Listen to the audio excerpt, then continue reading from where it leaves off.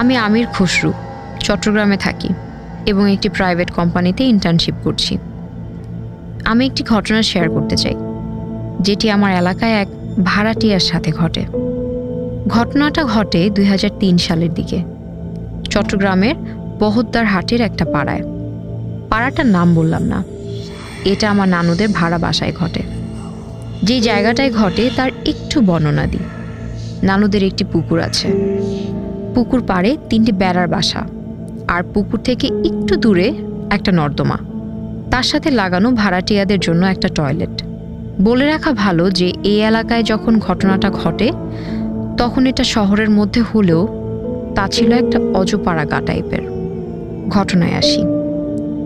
যে ভাড়াটিয়ার সাথে ঘটে তার নাম লাইলি এবং সে মানুষের বাসায় কাজ করত।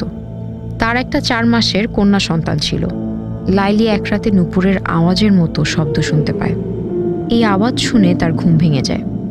সে শুনতে থাকে শব্দটা এবং সে বুঝতে পারে শব্দটা আস্তে আস্তে তার কাছে আসছে।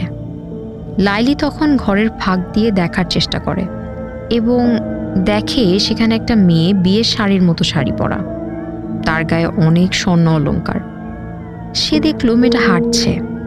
পুকুর পার হয়ে মেয়েটি যখন লাইলির বাসা পার হয়ে হাঁটতে থাকে, লাইলি দরজা খুলে কেন যেন সেই মেয়ের দিকে চোখ রাখে এবং দেখতে থাকে। তাকে দেখতে কেমন যেন ভালো লাগছিল, অজানা কোনো কারণে। লাইলি তখন একদমই বোঝেনি তার সাথে সেই রাতে কি ঘটতে যাচ্ছে। সে ওই মেয়ের দিকে চোখ রাখতে রাখতে হঠাৎ করে দেখে সেই মেয়েটি নর্দমার সাথে লাগানো যে টয়লেটটি ছিল সেই জায়গায় নেমে যাচ্ছে। তা দেখে লাইলি বুঝে গেল এটা তো কোনো মানুষ না, এটা কোনো খারাপ কিছু।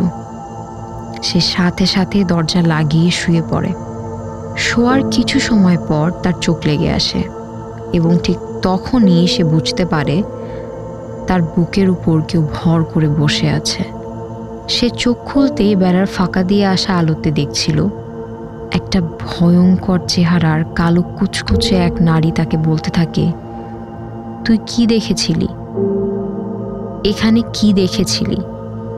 এমনটা বলে আর চিৎকার করতে থাকে তার ভয়ঙ্কর কণ্ঠে। লাইলির তখন কথা বলা বন্ধ হয়ে যায় এবং সে বুঝতে থাকে এই বুঝি তার জান বের হয়ে গেল, এবং মনে মনে সে যত দোয়া জানে তা পড়তে থাকে।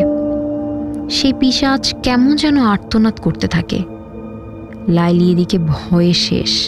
সে চিল্লাতেও পারছিল না, কোনোভাবেও নড়তে পারছিল না।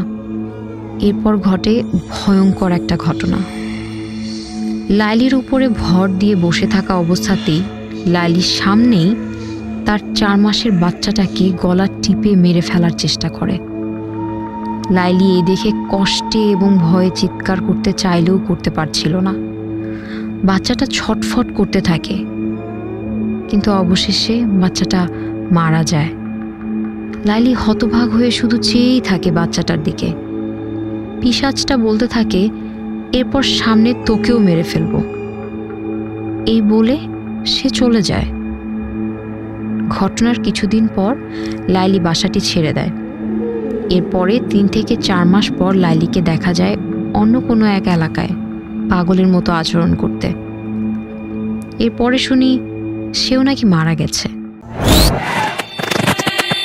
ভূত কথা। আপনার নিজের ভৌতিক অভিজ্ঞতাগুলোকে অন্যের কাছে পৌঁছে দিতে আপনার ঘটনাটি আমাদেরকে লিখে পাঠান রেডিও ফুর্তির অফিসিয়াল ফেসবুক পেজে মেসেজ করে অথবা অডিও ক্লিপ রেকর্ড করে। আমাদেরকে ইমেল করেও পাঠাতে পারেন ভূতকথা@radiofurti.fm।